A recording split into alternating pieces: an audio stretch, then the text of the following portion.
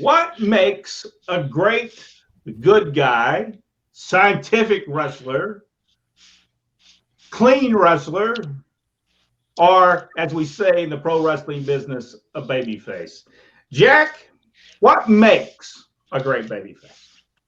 Or a blue eye, as they're called in England.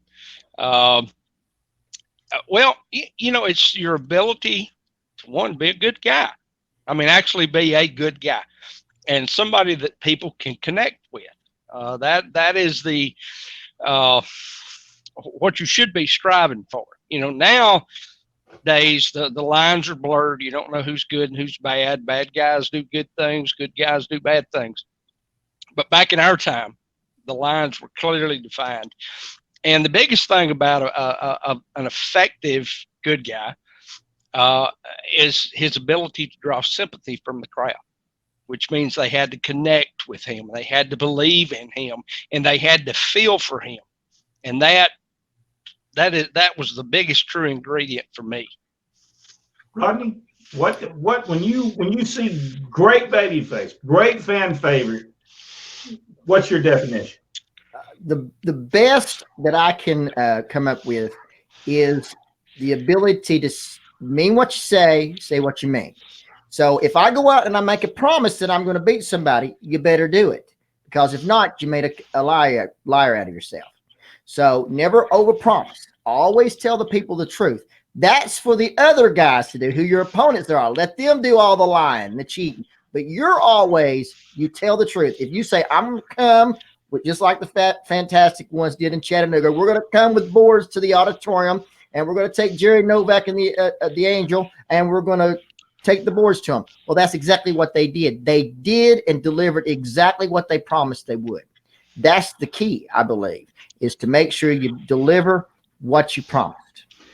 So we've talked about several times, about a babyface and how good someone was. I think probably if you look at different wrestlers, there's different ways to be a babyface to a certain extent. Because if you look at Jackie Fargo, completely different than a Jerry Jarrett. Sure.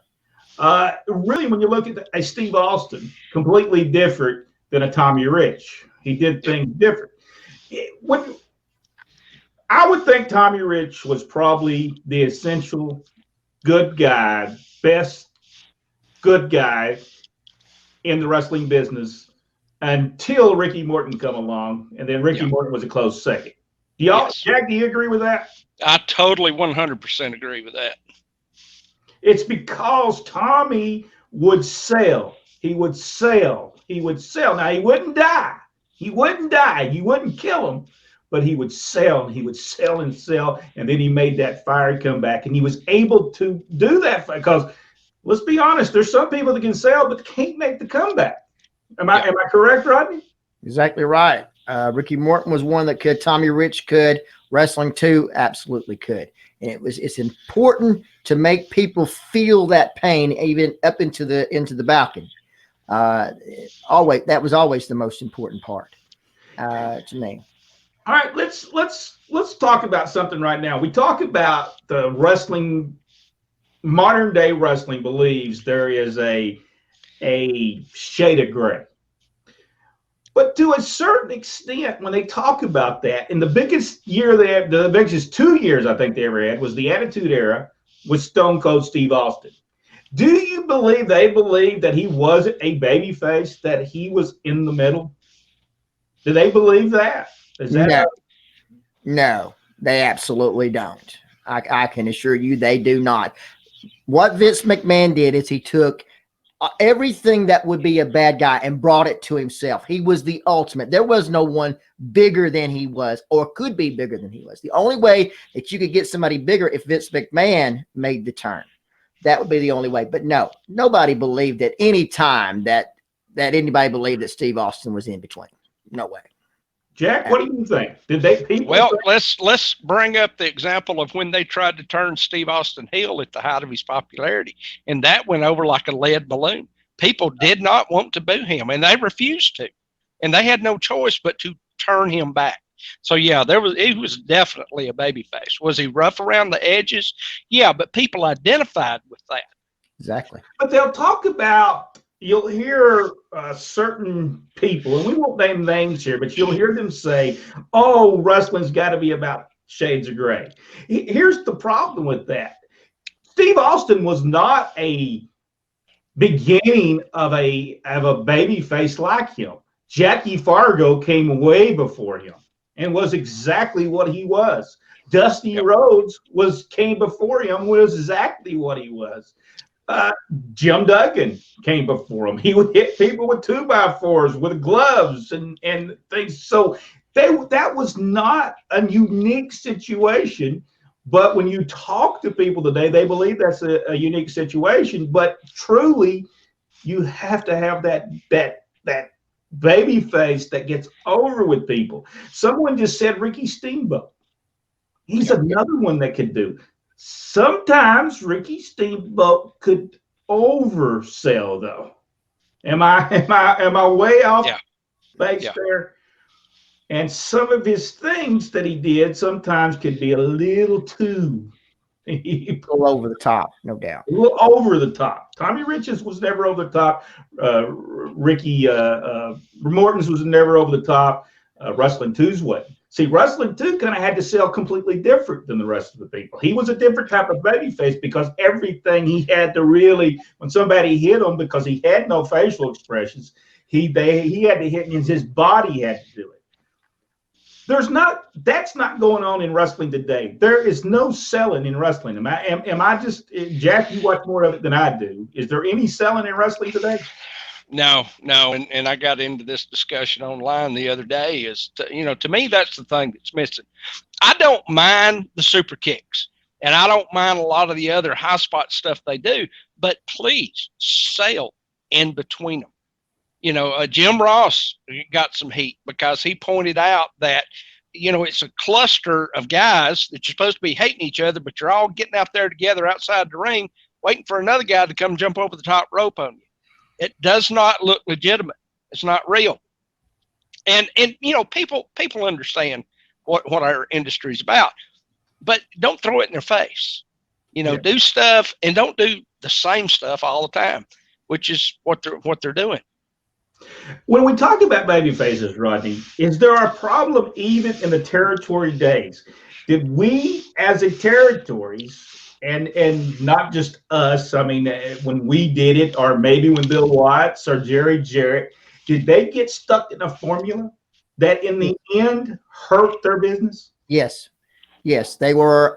Bill Watts was always looking for the next Junkyard Dog. And then later on, the next Rock and Roll Express. And the fabulous ones were, and Jarrett was looking for the next fabulous ones or the next Jimmy Hart. Those are once in a lifetime things. And to try to recreate the same thing over and over again is just a terrible mistake. It's a terrible waste of time. It's a waste of time for your company, for the wrestlers, and for the fans. They've already seen that movie. It's time to move on. It's trying to get something different. Did the babyface selling like Ricky Morton did in a territory that was there for a year or 2 years, did it, and I'll ask Jack this, did it expose the wrestling business to a certain extent by doing the same thing for 2 years? I don't know. It's a day and time thing. People wanted to believe back then. And I think those people are still out there. We're just not giving them anything to believe in. So I don't know that it hurt him because he got better and better at it. Yeah. And people got behind him the longer it went on, and the more fire that he still had at the end, they believe that because all of us have been beat down in life, and we know what it is to not want to give up and just want somebody to pull for us. And that's what we were doing for him and Tommy and all those guys in that ring. They connected to us. We understood what they were going through. Dusty Rhodes always said that he wanted people to be with him if he was laughing. He wanted to be with them if he was crying. And that was the baby face that did. There's a lot of things more that we can talk about a baby face and what it's about. Rodney, do you have some final comments before we? We're going to see with our Mid South study, we're gonna see something coming up with Ted DiBiase and Ric Flair and Dick Murdoch, and it shows how things can change in one single match. Where DiBiase had shades of the days with the Freebirds, where he never gave up. He was beaten, he was hurt, but he never gave up. And they were going to have to, somebody was going to have to stop it before he really got hurt. And that is what happens.